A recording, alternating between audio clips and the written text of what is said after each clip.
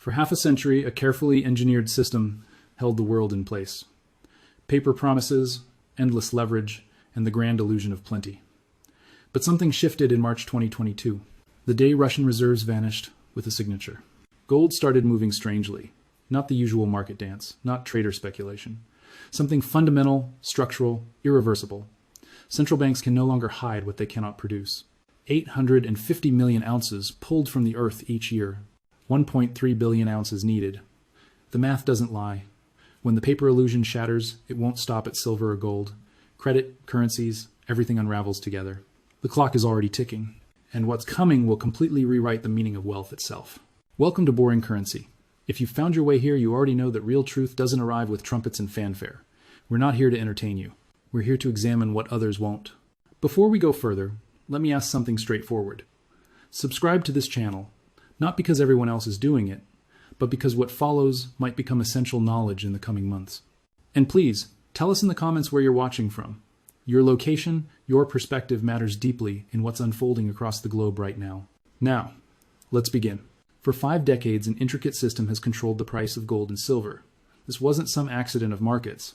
It was engineered with precision, maintained with iron discipline, and defended by institutional might. But systems constructed from paper eventually collide with the hard limits of physical reality. The mechanism was brilliant in its elegant simplicity. Paper contracts, derivatives, futures markets. These allowed the trading of gold and silver that never physically existed anywhere. For decades, it functioned flawlessly. Traders bought and sold promises written on paper. Almost nobody ever demanded the real metal underneath. The system hummed along smoothly because confidence remained intact. But confidence? Confidence is more fragile than glass. In 1976, the COMEX started trading silver contracts. That moment marked the beginning of what experts now recognize as the longest, most sophisticated price suppression campaign in modern financial history. The objective was never about making profit. The objective was absolute control. When gold rises, it broadcasts a signal, a warning shot across the bow. It announces to the watching world that fiat currencies are weakening, crumbling. It exposes what central banks desperately need concealed, that unlimited borrowing carries severe consequences. Gold became the thermometer measuring the fever, and when that thermometer showed dangerous temperatures, they simply broke it. Silver followed an identical pattern, but silver proved even easier to suppress. The market was smaller, more manageable. Global annual production hovers around 850 to 900 million ounces. In dollar terms, that's merely 40 to 50 billion annually. In today's multi-trillion-dollar financial universe, that is remarkably, dangerously small. A market that tiny can be dominated. Paper contracts can flood the system like a tidal wave. Prices can be hammered down. Speculators can be frightened away. For years, it worked like clockwork. Central banks worldwide participated eagerly. They leased gold into the market. That gold was then sold to crush prices. The strategy was coordinated across continents. The purpose was crystal clear. Keep gold silent. Keep silver subdued. Maintain unwavering faith in paper currencies. Enable governments to borrow without any limits whatsoever. But there was a fatal flaw woven into the design. The flaw was this. Suppression only functions when demand remains purely theoretical. When buyers are satisfied with paper promises alone, when physical delivery is extremely rare, the system survives. But the moment people start demanding actual metal, real bars and real vaults, the system confronts an impossible equation. And that moment has arrived. Annual silver production cannot possibly meet annual demand. Approximately 1.3 billion ounces are consumed each year, mining supplies less than 900 million. The gap is significant and growing. For a while, above-ground stockpiles filled that deficit. But stockpiles are finite. They drain, they deplete. And when scarcity becomes visible to everyone, prices must adjust. This isn't speculation or theory. This is pure mathematics. Silver isn't merely a monetary asset collecting dust in vaults. It is an industrial absolute necessity. Modern technology demands it. Medicine depends on it. Solar panels cannot function at all without it. Defense systems require it. Electric vehicles need it desperately. The global transition to renewable energy has created unprecedented, non-negotiable demand, and that demand isn't optional. When people discover an asset is unavailable, demand intensifies immediately. When supply cannot possibly meet demand, only one mechanism remains functional. Price must rise. There's no alternative pathway. The market will balance itself eventually. The only real question is how violently that balancing occurs. For decades, short positions dominated silver markets completely. Institutions sold contracts far exceeding available physical supply by enormous margins. This worked perfectly because settlement usually occurred in cash. Buyers accepted dollars instead of metal, paper instead of reality. The system never faced a genuine stress test. But stress tests always come eventually. Now, participants are fundamentally changing their behavior. They're demanding delivery. They want physical metal in their hands, not promises on paper, not digital entries. Actual silver, actual gold, real, tangible, touchable metal. And the institutions that sold those contracts, they do not have the metal to deliver, cannot obtain it, cannot make it materialize from thin air. The banks are hemorrhaging billions now, not because they planned poorly or made mistakes, but because the strategy that functioned perfectly for 50 years has reached its absolute limit. The thermometer is repairing itself, and the fever it now reveals is dangerously severe. This is not a temporary market disruption. This is structural failure. Complete system breakdown. Bill Holter, a financial analyst with decades of deep market experience, describes the situation with unsettling clarity. He explains that once countries witnessed how easily reserves could be frozen or seized, weaponized with a pen stroke, something fundamental shifted in global consciousness. A psychological barrier shattered completely. Nations began questioning what truly constitutes safe money anymore. Gold and silver prices began climbing, slowly at first, almost imperceptibly, then persistently, relentlessly. The movement was not driven by speculation or trader positioning. It was driven by the total erosion of trust in paper promises. The question is no longer whether the system will break. The question is what happens when it finally does. There's a moment in every failing system when the rules change overnight. Not gradually with warning signals, not with advance notice, but suddenly, decisively, and without any mercy whatsoever. History provides the complete blueprint. The year was 1979. Two brothers in Texas decided to challenge the system head on. Nelson Bunker Hunt and William Herbert Hunt were not ordinary investors playing small. They were billionaires with vision. And they understood something few others recognized at the time. Silver was undervalued, dramatically, criminally undervalued. They began accumulating, not through paper contracts alone. They bought physical silver, millions upon millions of ounces. They took delivery. They stored it in vaults. They controlled it completely. And as their position grew, the price began climbing steadily. Silver moved from $5 to $10 to $20 and eventually touched $50 per ounce in January 1980. The Hunt brothers were winning, absolutely winning.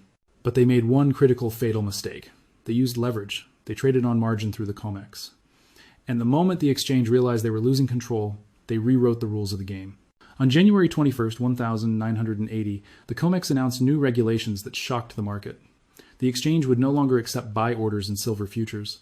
Only sell orders would be permitted going forward. Stop and think about that for a moment. Really think about it. In a supposedly free market, in the land of capitalism, buyers were banned outright. Only sellers allowed to participate. Silver collapsed catastrophically, from $50 to $10 in less than 8 months. The Hunt brothers were bankrupted, their empire destroyed completely, not because they were wrong about silver's value, but because they relied on a system that could change the rules when threatened. The lesson was brutally clear. In a cash and carry world where physical metal is held outside the system, completely independent, this could never have happened. The Hunts would have been untouchable. It would have taken longer, required more capital, more patience. But they could have cornered the entire market. Instead, leverage destroyed them utterly. That was 45 years ago. Today, the same dynamic is emerging again, but on a scale the Hunt brothers never could have imagined. The COMEX and similar exchanges have sold silver contracts far exceeding physical supply by staggering multiples. For decades, this posed absolutely no problem. Settlement occurred in cash. Buyers accepted dollars without question. The metal never had to change hands, never had to move from vault to vault. The system ran smoothly, efficiently, because participants played by unspoken rules. They did not push aggressively for delivery. They did not expose the shortage underneath. But now they are pushing hard. More buyers are standing for delivery. They want the actual metal in their possession. And the institutions that sold those contracts do not have it, cannot get it, cannot make it appear out of nothing. This is where the situation becomes genuinely dangerous. A failure to deliver in silver does not remain isolated and contained. Markets are interconnected like a vast web. Confidence is contagious in both directions. The moment silver delivery fails publicly, questions spread immediately across every market. What about gold? What about platinum? What about palladium? What about every other commodity traded on futures exchanges worldwide? Investors begin wondering with growing alarm, have they oversold wheat? Have they oversold oil? Have they oversold copper? The doubt spreads like wildfire through bone-dry timber. And once doubt takes hold, trust collapses completely, utterly. This is not abstract theory. This is pattern recognition, historical precedent. Bill Holter warns of exactly this scenario unfolding. He explains that once one market breaks publicly, the contagion moves rapidly into others. Not because the fundamentals are directly connected, but because confidence is universal and fragile. When investors realize that contracts are not backed by physical assets, that promises are empty, they question everything. Every promise, every obligation, every derivative, every digital entry. And then the credit markets seize up completely. Credit is the absolute foundation of the modern economy.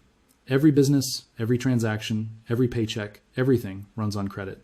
Lending, borrowing, promises to pay tomorrow for goods received today. It all depends on trust, on confidence, on the belief that obligations will actually be honored. Remove that trust, and the system freezes instantly, immediately. Holter uses a simple, memorable illustration. Remember Wimpy from the old Popeye cartoons? His famous line was, "I'll gladly pay you Tuesday for a hamburger today." That is credit. That is the entire system in one sentence. A promise of future payment. But what happens when people stop believing Tuesday will actually come? When they stop trusting the promise has any meaning? Everything stops. Banks stop lending overnight. Businesses cannot operate. Supply chains halt completely. The real economy, the one that produces food, energy, and actual goods, cannot function without credit. And the financial economy, stocks, bonds, derivatives, depends on it even more desperately. When silver fails to deliver, when confidence breaks publicly, credit markets hiccup. And if credit ceases, even briefly, even for days, the consequences are absolutely catastrophic. This is why governments have prepared carefully. They have passed laws quietly, updated regulations, created legal frameworks in advance. They call it the Great Taking. The infrastructure is already in place, waiting. The ink is dry on the documents. These laws were not written as mere precaution. They were written to be activated and used. And what comes next is not accidental, not random, not unplanned. Gold and silver cannot default. They cannot declare bankruptcy. They are physical assets. They hold value regardless of institutional failure or government collapse. But the world around them, the massive system of debt and derivatives, is entering a default phase right now. Too much debt exists in the system. The money to repay both principal and interest does not exist anywhere. It never did, never could. So they print. They expand money supplies endlessly, they inflate deliberately, and in doing so they dilute the value of every currency in existence. The currencies fall in value, and gold and silver simply reveal that fall to anyone paying attention. They do not rise in value. Currencies fall. The distinction matters profoundly. It changes everything. While Western institutions were busy engineering paper markets and congratulating themselves, the East was quietly buying the physical metal, methodically, relentlessly. This was not impulsive buying. This was not speculative positioning. This was calculated, strategic, long-term repositioning, and it has been happening continuously for over 15 years. China tells the world it holds approximately 3,000 tons of gold in official reserves. Financial analysts who carefully examine trade flows, mining production data, and Shanghai Gold Exchange records tell a very different story. The evidence strongly suggests China's actual gold reserves exceed 35,000 tons, perhaps significantly more. That is not a small accounting discrepancy. That is deliberate, strategic concealment. Consider the mathematics carefully. China produces roughly 400 tons of gold annually from domestic mines. It is the world's largest gold producer by far. None of that gold leaves the country. Not 1 ounce. All of it stays within Chinese borders by law. For 15 years, that alone accounts for 6,000 tons minimum. But that is only domestic production from Chinese mines. Now add imports flowing through the Shanghai Gold Exchange. Thousands upon thousands of tons have flowed through that exchange over the past decade and a half. Analysts have tracked the shipments meticulously, documented the deliveries, calculated the accumulation. The numbers simply do not support a 3,000-ton reserve claim. They support something far, far larger. So why the secrecy? Why the deception? Because revealing the true scale would trigger immediate global repricing. It would expose Western vulnerabilities completely. It would accelerate the very crisis China is carefully preparing for. Strategic accumulation requires absolute silence. When you are repositioning for a complete monetary reset, You do not announce your preparations to the world. You do not broadcast your moves. China is not alone in this strategy. India has maintained a deep cultural relationship with gold for centuries. Citizens hold thousands of tons privately in homes and temples. The government continues accumulating in official reserves. Russia has been aggressively adding to reserves for years, quietly, consistently, without fanfare or announcement. And then there are the BRICS nations: Brazil, Russia, India, China, South Africa, the original 5 founding members. But the bloc has expanded dramatically, explosively. Over 140 to 150 countries have now joined or expressed serious interest in joining. That represents more than half the world's geography, more than half the global population, and a clear majority of future economic growth potential. These nations share one common, unifying understanding. The dollar-based system is completely unsustainable. They recognize what Western governments absolutely refuse to acknowledge publicly. There is a fiscal mathematics problem that cannot be solved. Debt has grown beyond any conceivable possibility of repayment. The numbers do not work. The equations do not balance. And when something cannot continue indefinitely, it will not continue. It will stop. There are 2 distinct types of sovereign default. The first is outright non-payment. A country simply refuses to pay its debts, declares bankruptcy. This is rare among major powers. It is politically catastrophic and permanent. It destroys credibility forever. The United States will never choose this path. Never. But there is a second type of default that's far more common. Overissuance, inflation, printing currency endlessly until the value dissolves completely. This allows technical repayment on paper, but in money worth far less than originally borrowed. Debts are honored nominally, officially, but purchasing power evaporates into nothing. This is the path the West is already on right now, already committed to.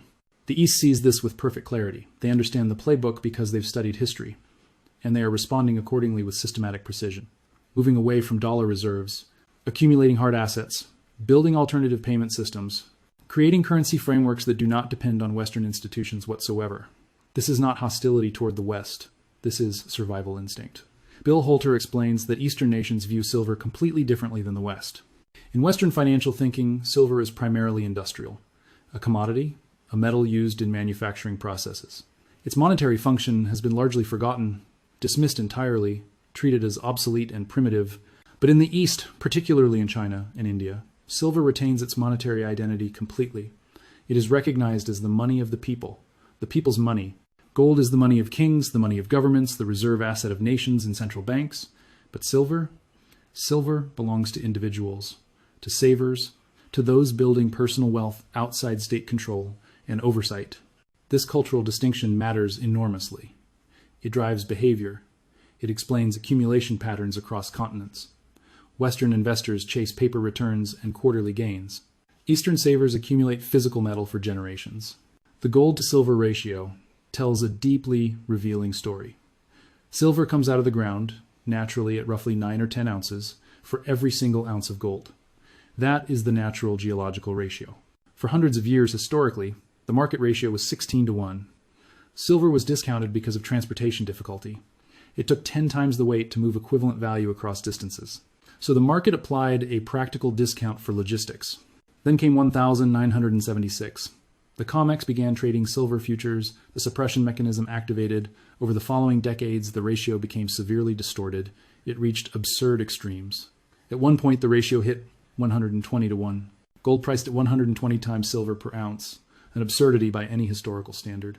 More recently, the ratio has compressed to approximately 63, 64 to 1. Still far from historical norms. Still indicating severe, massive silver undervaluation. And as the paper market loses control, that ratio will continue compressing steadily, potentially back toward natural geological levels.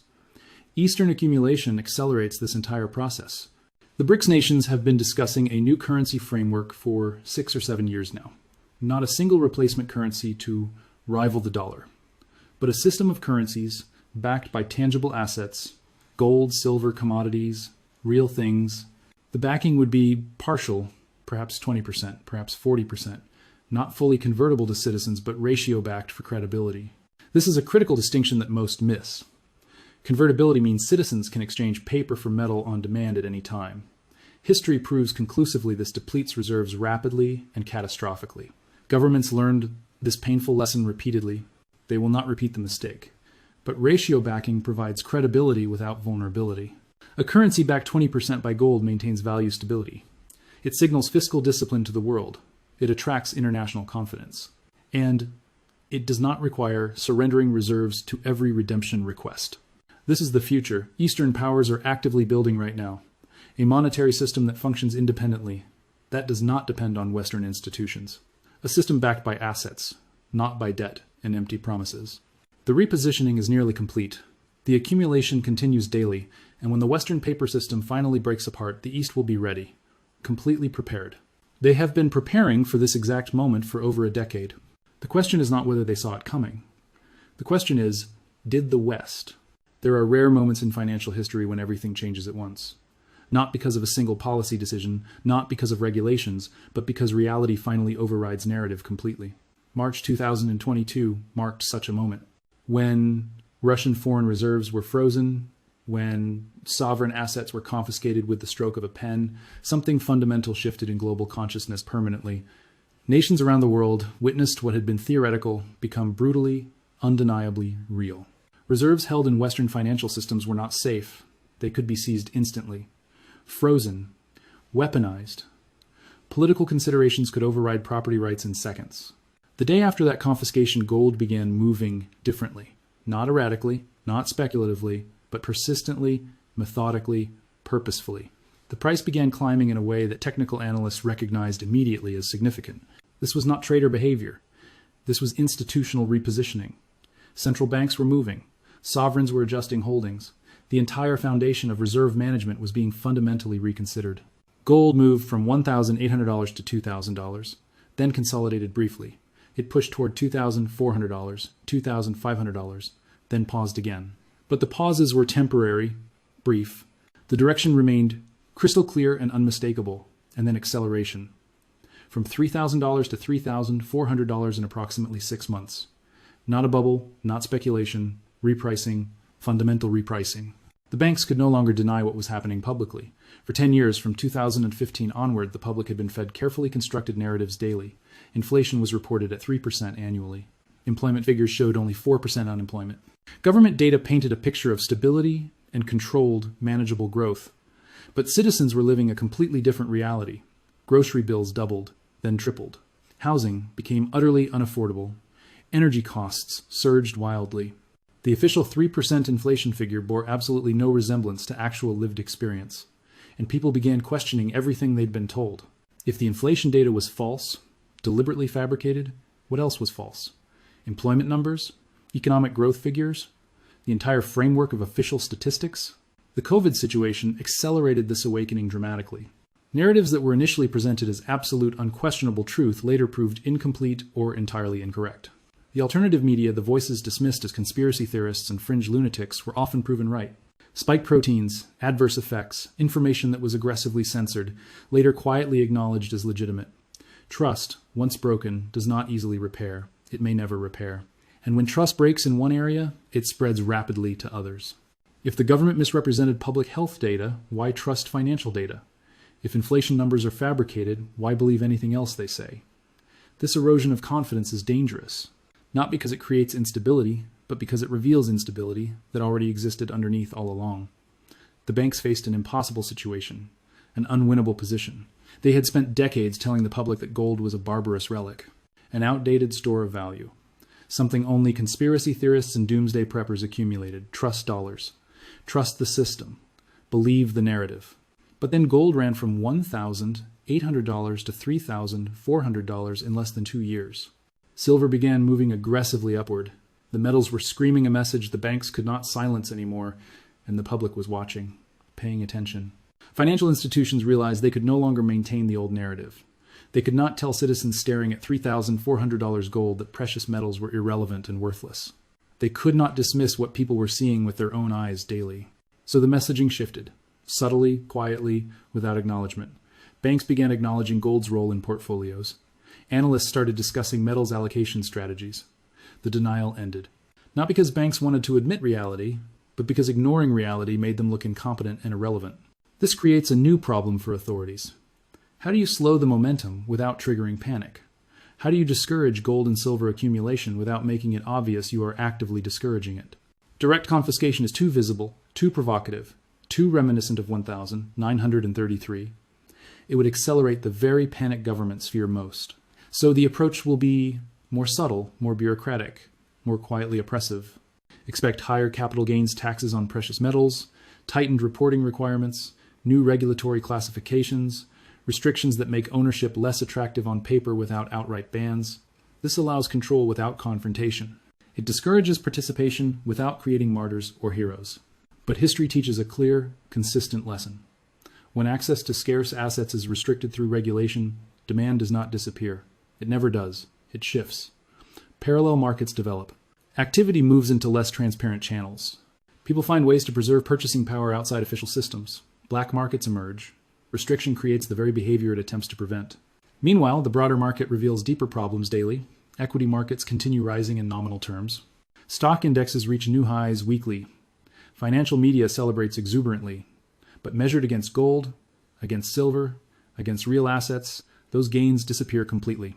Stocks are not rising, currencies are falling, and equities simply reflect that devaluation. Capital is shifting from growth to preservation, from speculation to protection.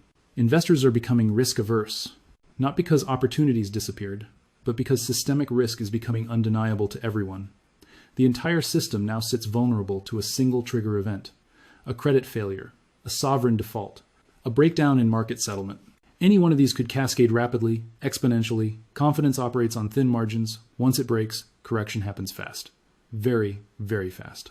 Bill Holter warns that what comes next is not a single dramatic event, not one black swan. It is gradual recognition spreading through consciousness. The understanding that the existing framework cannot absorb rising debt against shrinking confidence. That debt levels have exceeded any mathematical possibility of repayment.